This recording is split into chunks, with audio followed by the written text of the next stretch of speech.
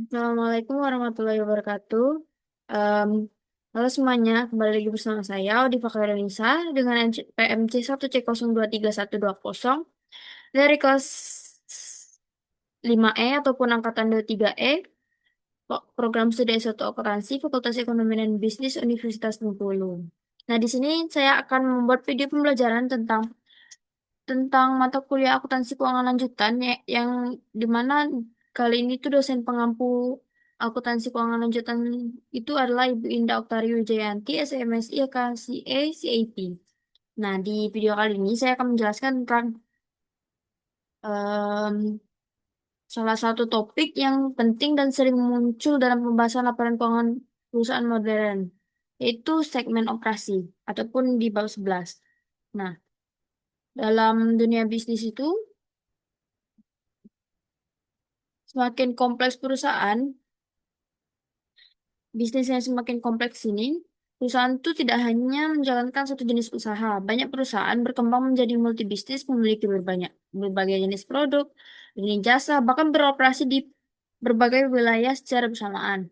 Nah, dengan struktur bisnis yang semakin rumit seperti yang saya sebutkan tadi, nah laporan keuangan konsolidasian itu seringkali tidak cukup untuk memberikan gambaran mendalam tentang bagaimana perusahaan yang benar-benar memberikan kinerja yang terbaik, dan bagian mana yang justru menjadi sumber risiko ataupun kerugian dalam perusahaan tersebut.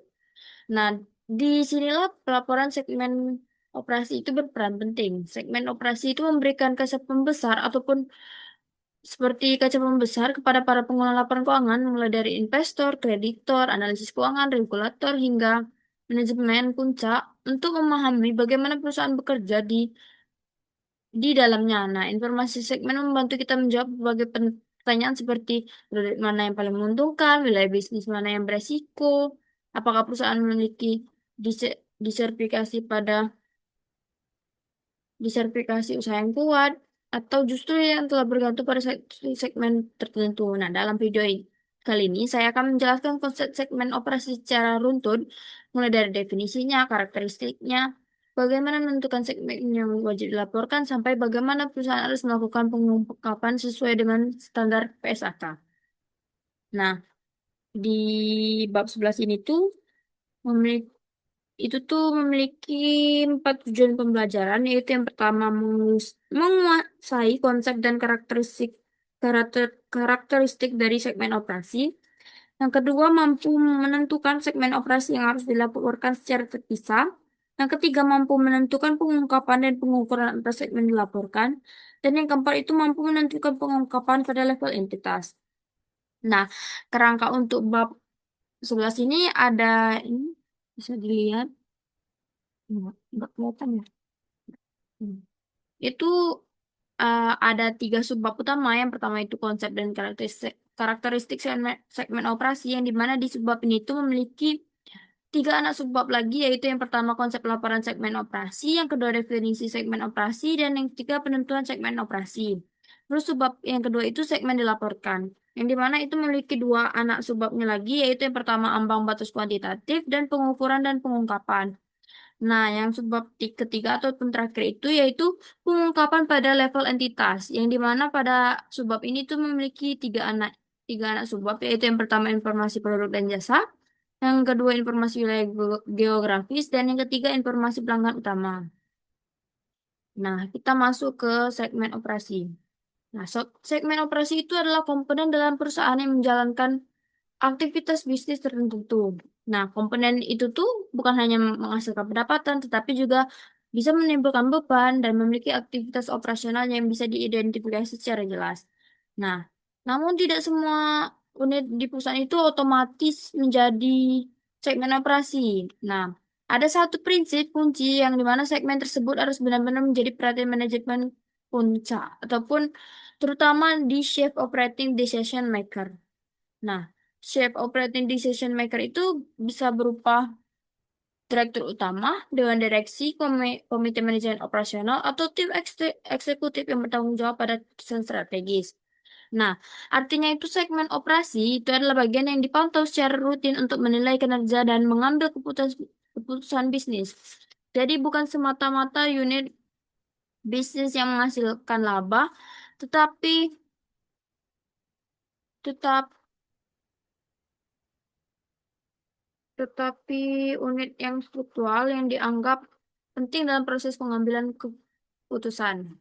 Nah, misalnya seperti perusahaan di Garuda Indonesia itu kan memiliki beberapa jenis usaha, yaitu yang pertama layanan penumpang domestik, ada layanan penumpang internasional, ada pengiriman kargo udara, dan jasa pemeliharaan pesawat ataupun GMF Aero Asia. Nah, setiap unit itu tuh memiliki karakteristik bisnis yang sangat berbeda dari risiko pendapatan biaya sampai keuntungan. Nah, karena manajemen memantau masing-masing secara terpisah melalui laporan internal, maka masing-masing ini tuh bisa dianggap sebagai segmen operasi.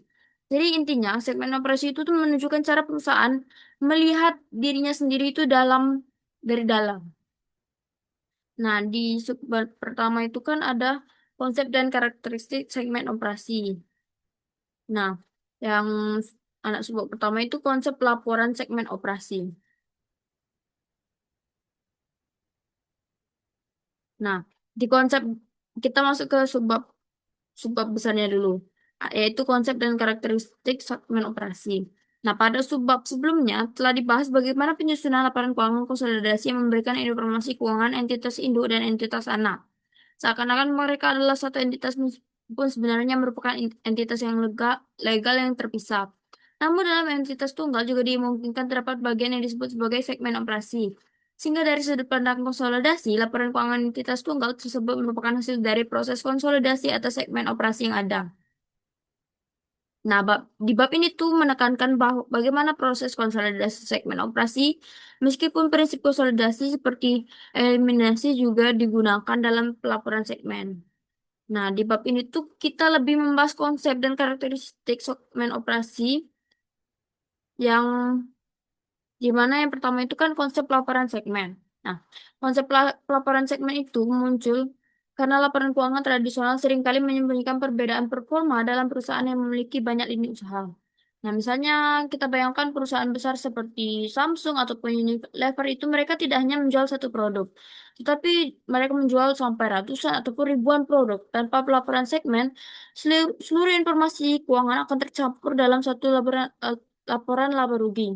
Nah, akibatnya itu akibat dari lap, tanpanya adanya pelaporan segmen itu, misalnya investor itu tidak tahu produk mana yang paling menguntungkan, terus kreditor tidak tahu segmen mana yang beresiko gagal bayar, dan manajemen sulit mengomunikasi kekuatan bisnisnya kepada publik. Nah, pelaporan segmen menjadi solusi untuk membuka informasi internal ini secara struktur dan transparan. Laporan segmen juga bermanfaat untuk menilai ketergantungan perusahaan pada produk tertentu, menilai variasi risiko berdasarkan wilayah geografis, eh, dan lain-lain. Nah, konsep ini itu sangat relevan, terutama pada perusahaan publik yang harus transparan kepada investor. Nah, yang yang anak sebab kedua itu kan definisi segmen operasi. Nah, menurut PSAK 5, segmen operasi itu adalah suatu komponen dari entitas yang pertama itu terlibat dalam aktivitas bisnis yang mana memperoleh pendapatan dan menimbulkan beban, termasuk pendapatan dan beban terkait dengan transaksi dan komponen lain dari entitas yang sama. Yang kedua itu hasil operasi dikaji ulang secara reguler oleh pengambil keputusan operasional ataupun Chief Operation Decision Maker atau CDOM untuk membuat keputusan tentang sumber daya yang dialokasi pada segmen tersebut dan menilai kinerjanya. Dan yang ketiga itu tersedia informasi keuangan yang dapat dipisahkan. Nah, berdasarkan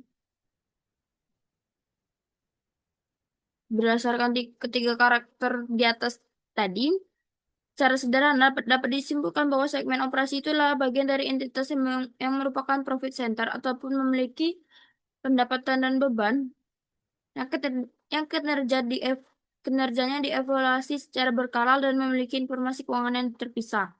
Nah, untuk mempermudah menentukan apakah suatu bagian dari entitas adalah segmen operasi atau bukan, kita tuh perlu langkah-langkah. Nah, langkah-langkahnya itu di penentuan segmen operasi.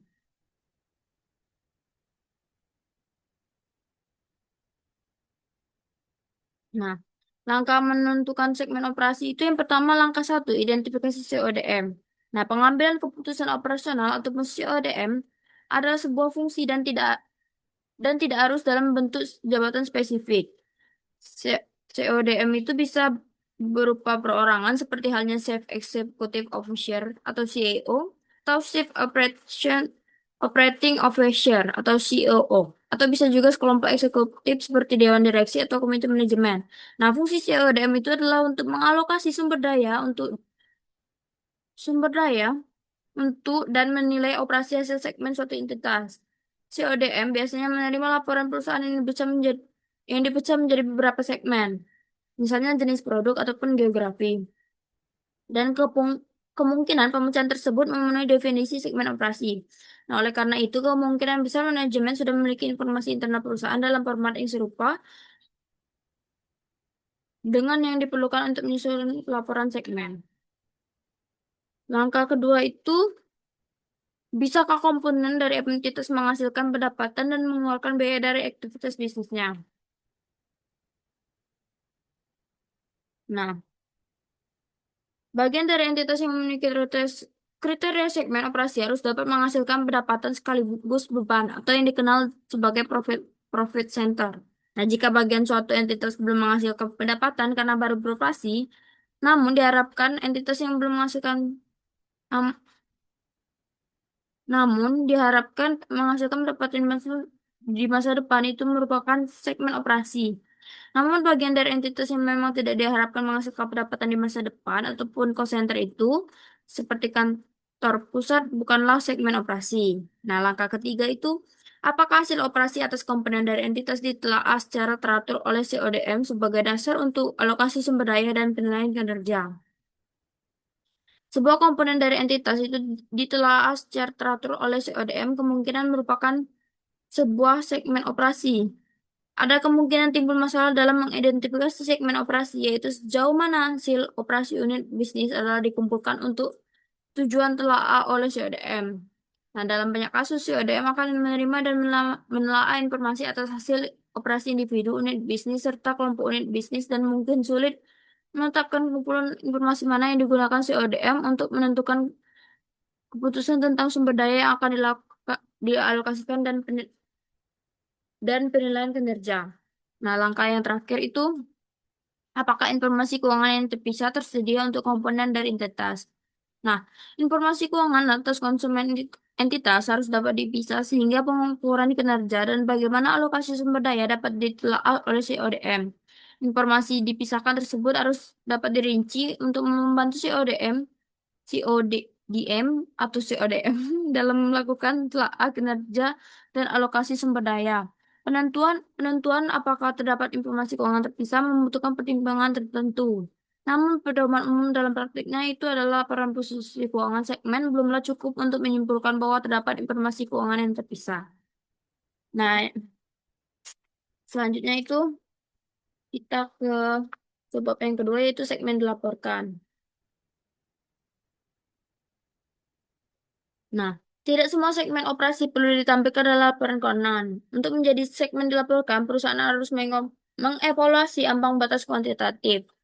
Nah, masuk ke anak subbab yang kedua itu yang pertama itu ambang batas kuantitatif. Nah, sebuah segmen wajib dilaporkan jika memenuhi salah satu dari batas berikut. Yang pertama itu pendapatan segmen lebih dari sama dengan 10% dari total pendapatan segmen operasi. Nah, termasuk pendapatan eksternal dan antar segmen. Yang kedua yang termasuk segmen wajib dilaporkan itu laba atau rugi segmen itu lebih dari atau sama dengan 10% dari total laba atau rugi gabungan. Nah, jika segmen A menghasilkan laba 100 M dengan segmen B rugi 120 M, keduanya signifikan dan harus dilaporkan. Yang wajib dilaporkan yang ketiga ataupun yang terakhir itu aset segmen lebih dari sama dengan 10% dari total seluruh aset segmen operasi. Jika sebuah segmen tidak memenuhi batas 10%, segmen itu tidak wajib dilaporkan secara terpisah, tetapi digabung dalam kategori segmen lainnya. Tujuan dari ambang batas itu tuh adalah menjaga agar laporan tidak terlalu padat, tetapi tetap menyajikan informasi yang penting. Nah, sebab yang kedua itu adalah pengukuran dan pengungkapan. Nah, jika sebuah segmen wajib dilaporkan, perusahaan harus menyajikan informasi seperti pendapatan per segmen, beban langsung per segmen, laba atau rugi, total aset, basis pengukuran, rekonsiliasi antara total segmen dan laporan konsolidasi. Nah, kenapa rekonsiliasi itu penting? Itu karena laporan internal sering menggunakan basis yang berbeda dengan laporan eksternal. Misalnya alokasi operat mungkin berbeda, nilai aset internal bisa menggunakan pendekatan manajemen bukan PSAK. Nah, perusahaan harus menjelaskan perbedaan tersebut agar laporan lebih transparan.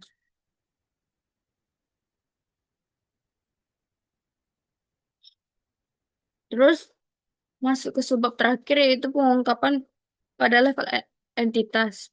Nah, selain mengungkapkan kinerja segmen, perusahaan itu juga wajib mengungkapkan informasi tertentu untuk memberikan gambaran lengkap pada pengguna laporan. Yang pertama, kita masuk ke anak subbab yang pertama yaitu informasi produk dan jasa. Nah, perusahaan itu harus menjelaskan yang pertama itu jenis produk, jenis jasa, kelompok utama yang menjadi sumber pendapatan. Nah, tujuannya itu adalah menilai diversifikasi, menilai konsentrasi risiko, dan mengetahui ketergantungan pada produk tertentu. Contohnya misalnya perusahaan teknologi itu wajib mengungkapkan apakah pendapatan berasal dari penjual perangkat keras, atau layanan cloud, atau lisensi software, ataupun iklan digital. Masuk ke anak sebab kedua yaitu informasi wilayah geografis. Perusahaan itu harus mencantumkan pendapatan yang pertama itu pendapatan dari wilayah domestik dari luar negeri dan luar negeri. Yang kedua aset jangka panjang berdasarkan lokasi. Yang ketiga risiko geografis tertentu. Contohnya misalnya perusahaan yang 70% pendapatannya berasal dari Eropa akan memiliki risiko lebih besar jika Eropa memiliki krisis ekonomi atau perang. Nah, sebab terakhir itu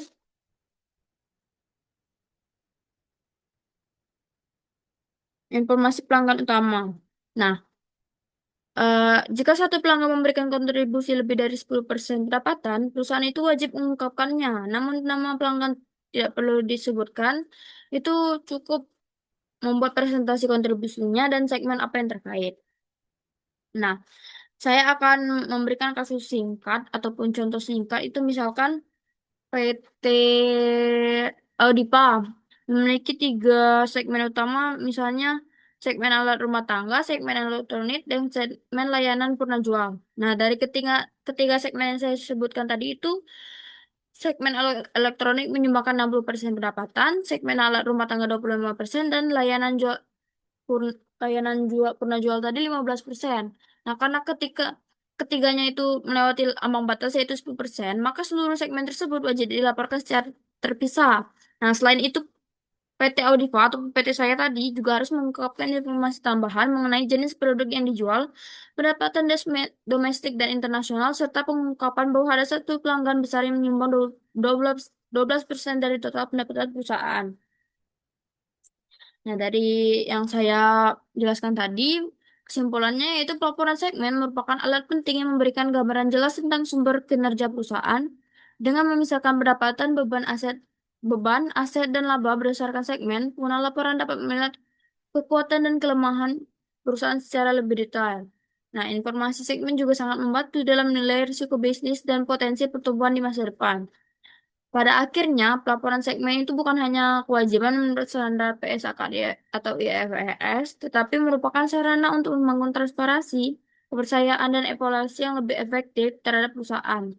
Dengan memahami segmen operasi, investor, manajemen, dan pemangku kepentingan lainnya, itu dapat membuat keputusan strategis yang lebih akurat dan tepat sasaran. Baik, sekian penjelasan dari saya tentang bab 11 yaitu segmen operasi. Mohon maaf bila ada salah kata. Kepada Allah saya mohon ampun. Terima kasih. Wassalamualaikum warahmatullahi wabarakatuh.